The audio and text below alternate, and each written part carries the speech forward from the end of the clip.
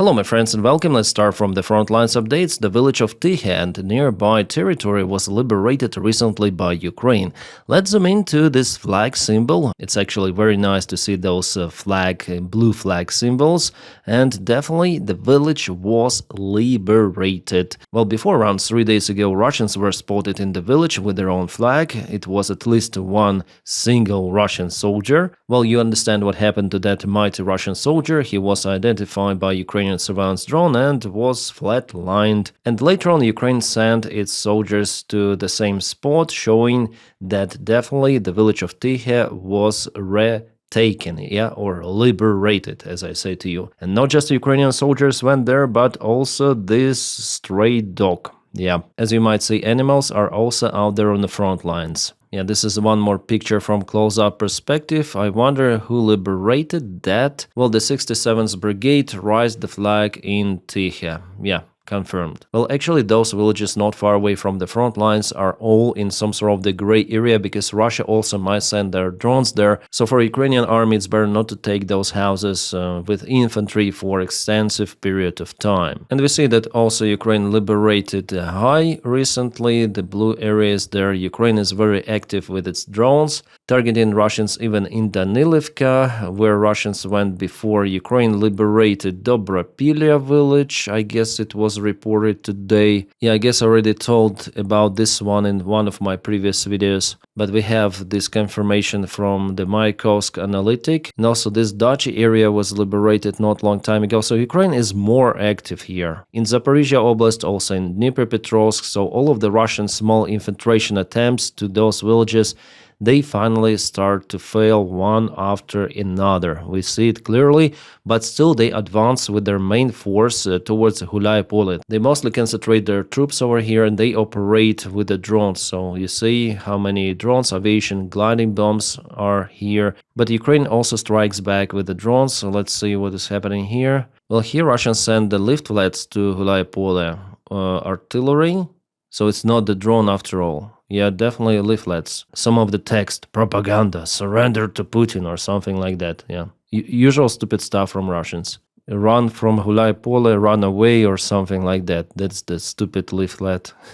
Well, Michael's map shows that definitely Russia still has advancements from Solodka village, for example, over here. They have multiple of the vectors of attack, but Ukraine was also successful for the last 24 hours or couple of days, it's better to say. Alright, what I see that there is also the Russian attack attempt not far away from Robotyne.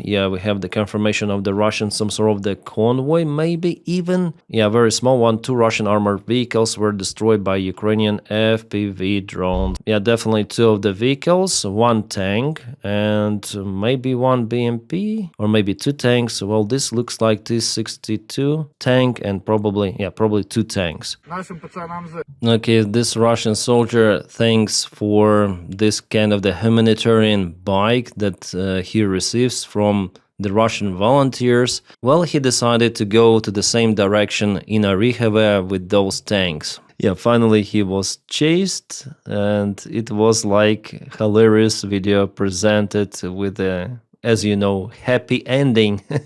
But I cannot show you this ending over here. The problem for the Russian volunteers that they took this scooter in the credit and they'll still have to pay for it. We also have recently published drone images from different locations on the front line. For example, this is a Pokrovsk direction, and Ukraine found out where Russia hidden its tanks.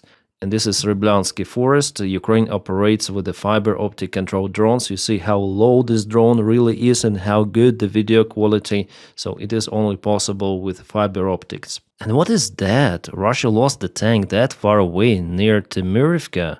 Really possible? We have the clarification and confirmation. Some of the compilation of the images with some of the vehicles. Maybe there was somewhere the tank Magyar, so it's Magyar birds. They're very, very effective. By the way, we have some of the news about Magyar himself. Russia came out with an international warrant on Magyar, accusing him of flatlining Hanna Prokofieva, who was some sort of the Russian correspondent of the Russian propaganda media in the Kursk Oblast. Well, Magyar said that Anushka has already spilled the oil. He also noted the Russian fatalism and the inevitability of justice. Magyar really rules. Alright, to the other direction, for example, here we have Mirnograd. Recently, Ukraine lost the vehicle here. Yeah, it was confirmed. Unfortunately, we have it on Telegram. Well, this, you see, this area, those are all Ukrainian vehicles which Ukraine used for supplies. Already shared those kind of the images from different perspectives. So one more vehicle is added to this mess. And again, I'm telling about a very stupid decision for Ukrainian command to keep the forces in Mirnograd for such a long time. Those losses are crazy. Sometimes I receive the comments like, Dennis, it's the war, there are losses. But those losses are stupid. It shouldn't be happening like that. Then there is a tiny little bottleneck for Ukrainian army to withdraw or to supply, and you see, it's not normal. Well, Ukrainian army still continue to maintain control over the part of Mirnograd, but recently Russia moved a little more towards the southern part of the area, and I guess I saw it from the deep state military map. Yes, over here Russia moved from Moskovsk and Promen just a little, occupying few blocks of and few streets and households of this settlement of the town. So I would say no significant change in the situation in Pokrovsk and Mirnograd, but somewhere, not far away from Pokrovsk, Ukrainian army was capable to imprison some of the Russian forces, Russian troops, during the Russians' failed attempt to propel using infiltration tactics. Yeah, 2 of the Russian soldiers decided to give up weapons and surrender during their infiltration attack. This guy and this guy, they decided to give up, and it was the proper decision of theirs. They saved their lives. And there was one more update from Konstantinivka direction, where Russia moved from Katerinivka a little bit closer to this lake. So it was yesterday, today. Yeah, those fields and a couple of the tree lines were confirmed under Russians, but all of that was in a gray zone before. Russia for now is not that successful in Konstantinivka. And also, if we speak about the northern side, this Kupiansk city, Russia is unable to propel further to the south for already a couple of the weeks, maybe 3 weeks. They also have some turn troubles in this left bank of the Oskil River. They're in lack of the supplies, and partially they were forced to withdraw the troops to save their miserable lives. Alright, about Kabooms, something is happening right now while I'm filming this video. Ukraine launches some of the drones, usually every night, and Russia also launches some of the drones on Ukraine. About the strikes on Russia, this is Volgograd. Some happy Russians are screaming. Yeah, that's probably the Russian air defense in operation. Pizda всё горит, it means everything is fine, everything is normal. Yeah, this is Angels, also reports about Kabooms. Yeah, fireworks. This is Angels.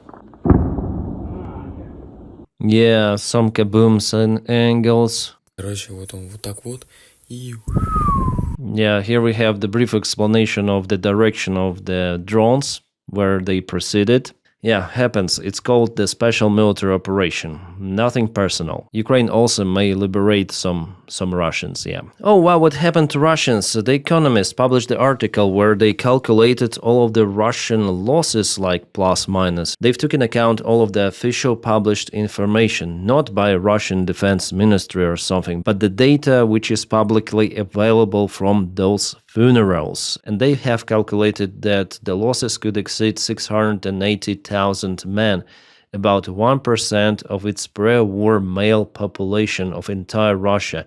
But we know that this figure is higher, 1 million roughly. If counting the men in working age, it's 430,000. And it is logical for every sort of war, mainly the young population is in action. Even in Russia, yeah, there are some of the elderly people also fighting, but mainly younger generation. And yes, in the same article, they say that the losses could exceed 1,350,000 losses. They need more data for precise calculation, and that number is already more than United States total losses in the Second World War. Despite that, for the last 3 years of war, Russia captured less than 1.5% of Ukrainian total territory.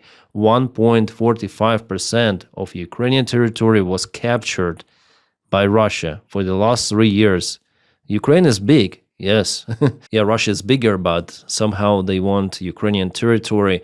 The fight for Pokrovsk only is happening for 18 months. Yeah, it was calculated. 18 months for Pokrovsk alone. And Pokrovsk is not even a big city. So it is now understandable why Russia needs this peace agreement, because they are unable to get Donbass using military force, so they want to force Ukraine somehow to give up those territories voluntarily, but it will not happen. 1% is actually a huge number, but at the same time, Russia has reserves. Yeah, Putin has this option to announce a new mobilization in Russia, and he could mobilize instantly 2 million men, for example, giving them Kalashnikov and force them to fight against Ukraine or against some other countries.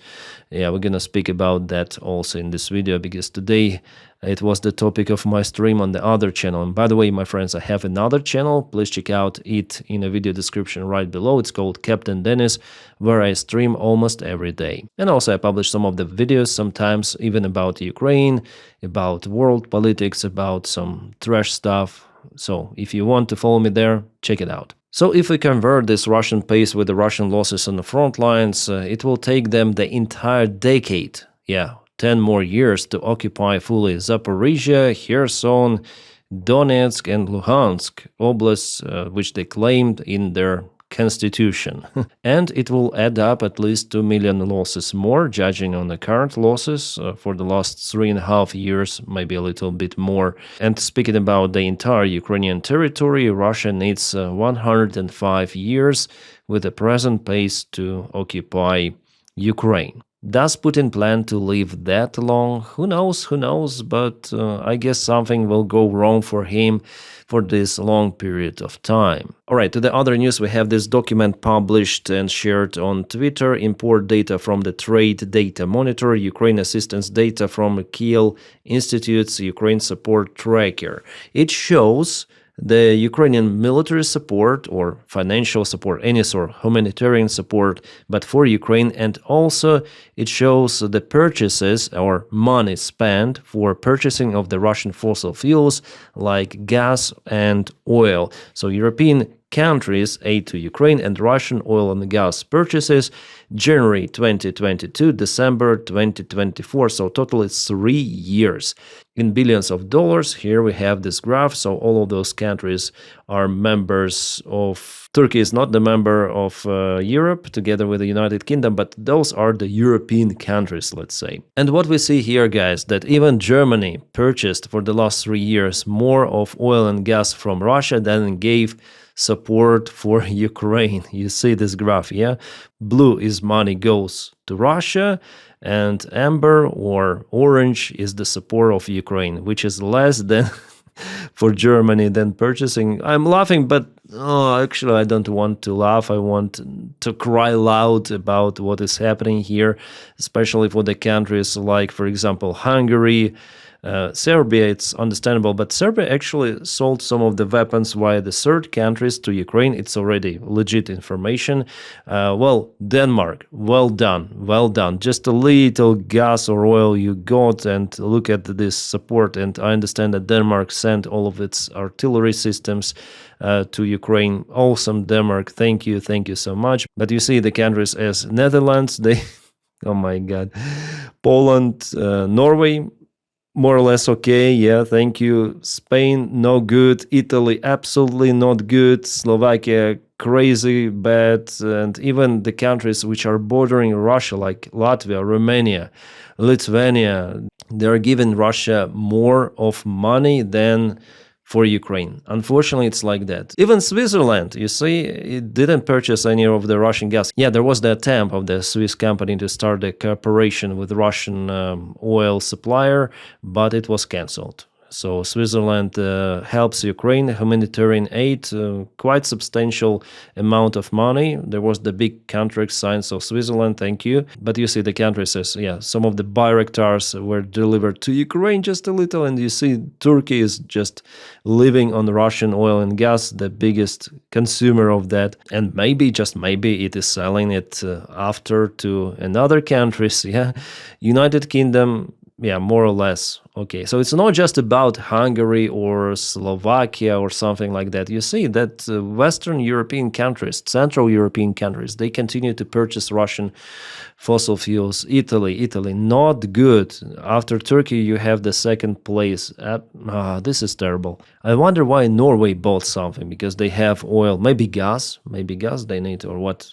Strange that they purchase something from Russia, but at the same time, the ratio for support of Ukraine is way bigger as well as for Sweden. Sweden, thank you so much.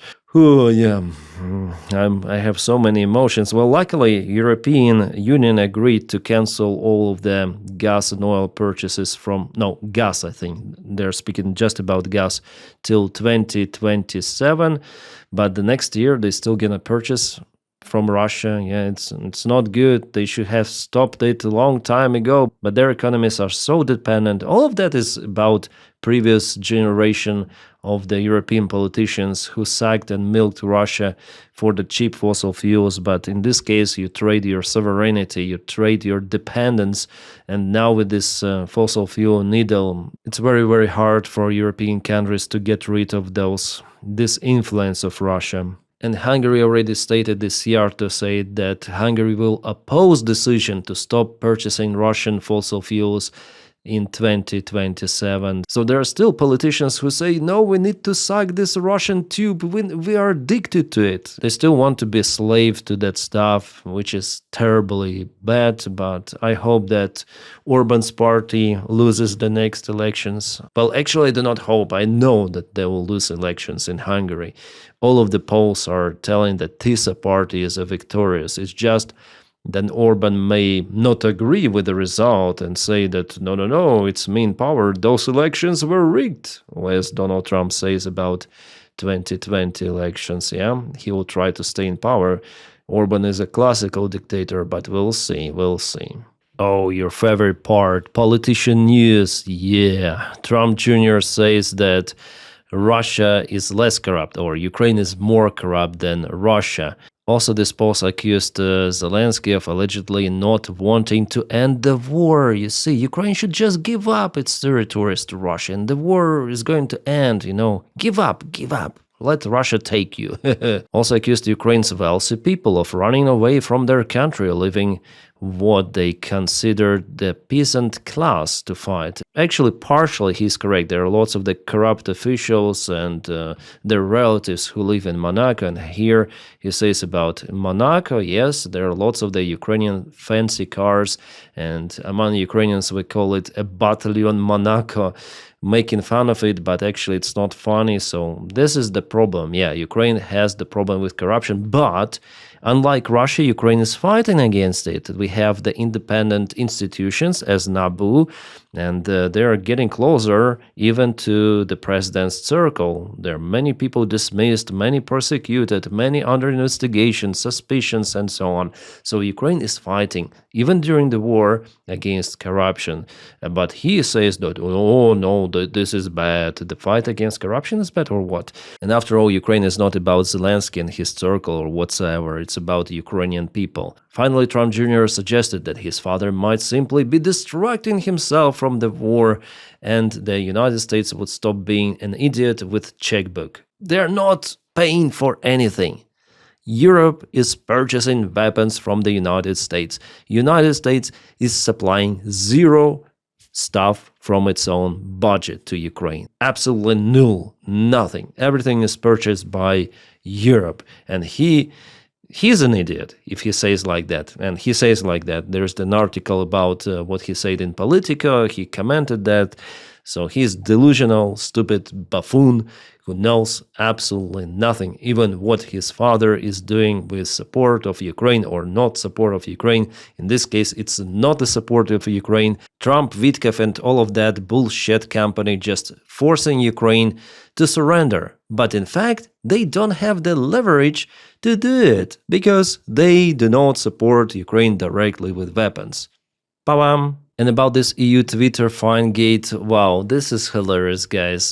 Kirill Dmitriev, this Putin's friend, posted this poll on his X account, which he is only capable to maintain using VPN. That's the irony of Russia. They say how strong censorship is out there in EU. At the same time, the same platform, Twitter, is blocked in Russia. Well, anyways, he started the poll, what is the best for the world? And you see that overwhelmingly it was voted for EU bureaucrats win.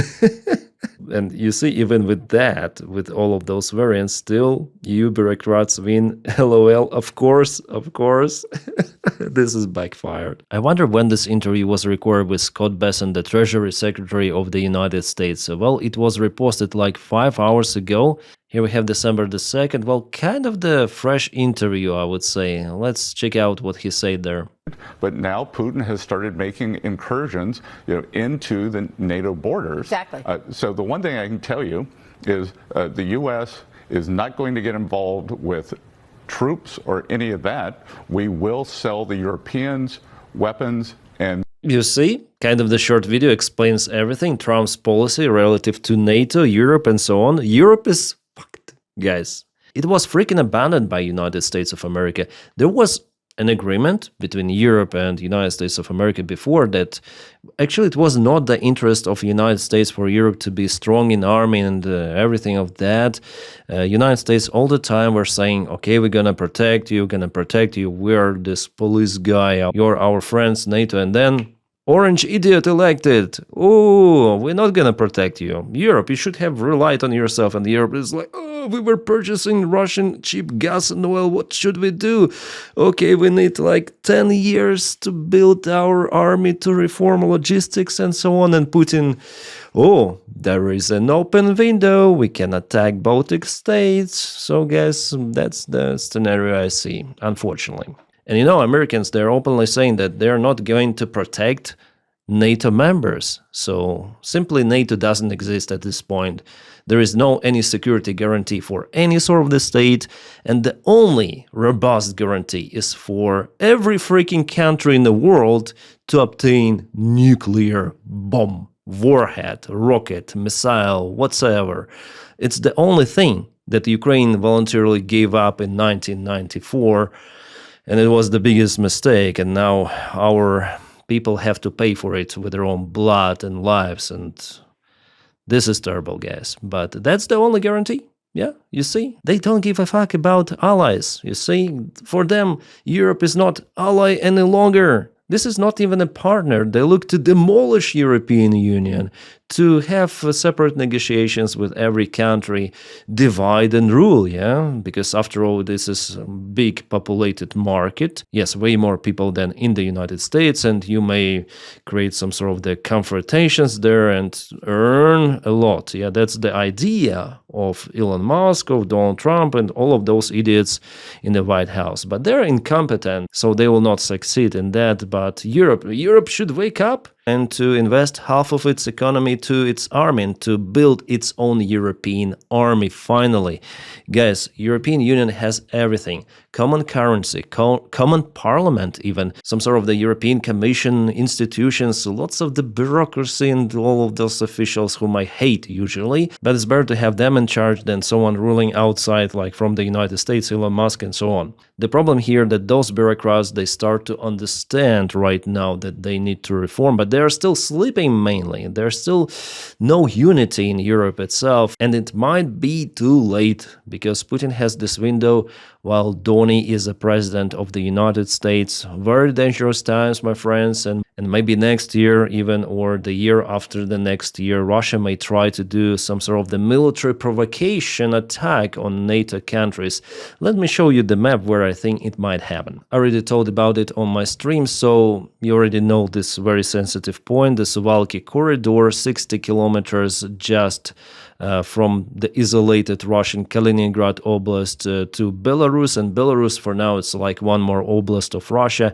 So Russia may go via Lithuania. They will not go to Poland because Poland has kind of capable army relative to its neighbors, and Poland invests a lot. Poland at least partially understands what might happen, and Poland is bordering Belarus. So Russia will not try to mess up with their army, but Lithuania, yeah, why not? So they will advance here with thousands of the forces. It is possible, guys. If Russian army is equipped with drones, Russian army has also military experience, technologies, they have aviation, absolutely everything. For them to cover this distance, it's not a huge problem through those roads. Yeah, this area is kind of swampy, but it was more swampier before. Then those lakes were used for agriculture purposes, and now there are the talks maybe to swamp up this territory once again, but they're not doing it yet. And you may say, oh, Dennis, Russia is busy. They cannot even take Pokrovsk for 18 months, like how miserable they are. But do not compare Ukrainian army with some of the army from Lithuania, yeah, for example, or Latvian army. They don't have military experience. They do not have drone units. Yeah, they produce some of the drones, but not matchable with Russians. Russia may deploy still thousands of the forces. They have reserves, and not all of the Russian army is fighting in Ukraine, and Russia is preparing it. Belarus is building its military bases near Grodno. Yeah, Grodno is here, over here. They build those even at the border with Finland, but I don't think they're gonna go to Finland for now, at least. So the idea, what I think that they're gonna cut, maybe Suwalki corridor. They will say that, oh, Kaliningrad Oblast, we need to have access to Kaliningrad. And you see this Lithuania, they cut some of the supplies for our goods to Kaliningrad. And definitely Lithuania actually cut some of the supplies for the Russian, I guess, gas or something like that. So Russia may proclaim, okay, Kaliningrad Oblast, our people are dying because of the lack of the gas they needed during the cold winter times. So Russians may say, we're going to create this humanitarian peaceful corridor for our goods to reach our people, poor people of Kaliningrad. And you see, there are so many people in Lithuania who support this idea. At the same time, they're gonna wake up some of the sleeping cells of pro-Russian community in Lithuania, and they will say, yeah, Russia needs to create this peace corridor to reach their people. And Elon Musk will support, yes, let's make peace, Russia needs peace, let's make this peace corridor a great opportunity for success and prosperity of Europe. Then in fact it will be just the blockade of the all Baltic states, because Russia will deploy its army and cut the supplies from Poland and deploy its navy over here in the Baltic Sea and create the blockade via sea. And they will say, okay, if you attack Kaliningrad or any of our forces, we're gonna nuke you. So do you really think that those countries, or Germany or France or even Poland, will they really attack Russia in that case, or Kaliningrad, or try to intervene into this peace corridor or actual blockade happening on territory of the neighboring state, but not on its own? Will this government in Poland risk of, for example, Warsaw being nuked with a tactical nuke? There is the question about it. What do you think might happen in this case? Well, for now, no one knows, but it will happen. Russia may do it, this blockade, and came out with ultimatum: you attack our forces, we're gonna nuke you, and if you want to release this blockade, you may cancel the entire military support also from Europe for Ukraine. Let us have Ukraine fully occupied. Is it possible scenario? Absolutely. Everything goes to this scenario. Well, there could be a smaller operation. For example, Russia may take just Estonia, try to encircle it from here and also advance from Narva. It depends on how far Russia might get, just to block Estonia or to block entire Baltic states. And for those missions, Russia already has enough forces. Already, guys, they are not required to attack Poland, Group North, Group South, or whatsoever like they do in Ukraine. it's going to be a limited special military operation, provocation, but definitely an attack on NATO countries. With this, Putin will also test the Article 5 of NATO, and if it doesn't work even for neighboring states, Putin may do whatever he wants, because NATO for sure doesn't exist in this case. It doesn't exist even right now, as we understand, without United States, like fully it doesn't exist. But Europeans may show that it may not exist even on the European territory. Who knows how they might react in this case of the real threat, because Russians already violated Estonian airspace with its fighter jets. Russians already sent some of the drones to Poland. Yeah, what was the reaction? Was it strong or not? Tell me in the comment sections. I don't think it was really something outstanding from NATO. I think Europe is weak, and America is not competent, and we are all heading towards that possible scenario. One of the most probable scenarios I already told you over here, and how Russia may explain it to happen. Yeah, I'm not telling you that it will happen just exactly as I told. It's like one of those variants. As for me, this is very possible, guys, and I'm quite concerned. I don't know about you, but I am. And Russia may act in coordination with China. Mark Rutte, by the way, Secretary of United Nations, said about it. There are several escalations happening in the Yellow Sea, in East Pacific region, Southeast Asia, whatsoever. So Chinese jets direct weapons radar on Japanese aircraft, Japan says. So basically, a China plane was flying behind or maybe forward towards a Japanese jet and aimed it, okay, target captured, and the Japanese jet, it has the warning in this case, so yeah, escalation is happening. Also, they escalate with their navy and so on. So dictators, they're more united. They understand where they're heading to. They want to destabilize the world and destroy completely already almost destroyed previous world orders. So we are living in instability, and there will be way more confrontations. It's not gonna end just with Ukraine, my friends, unfortunately. The next 3 years will be especially decisive, because those dictators, they understand how weak West has become. With the new president of United States of America, everything could change. But yeah, in general, I have so many doubts, guys, for the good outcome of everything of that. We'll see. Let's stay positive after all. Alright, my friends, and please don't forget to support the channel on Patreon. The link for it is in a video description right below. You are making this job possible. Because of you, I'm capable to film every freaking day. And if you don't have the opportunity to support me on Patreon or membership, you might just press your like to this video and subscribe for the channel, because by doing so, you also support me, propelling this video in YouTube algorithms. So you're awesome, guys. Stay awesome. Ciao. Yeah, I forgot to say about peaceful skies, but you know it yourself.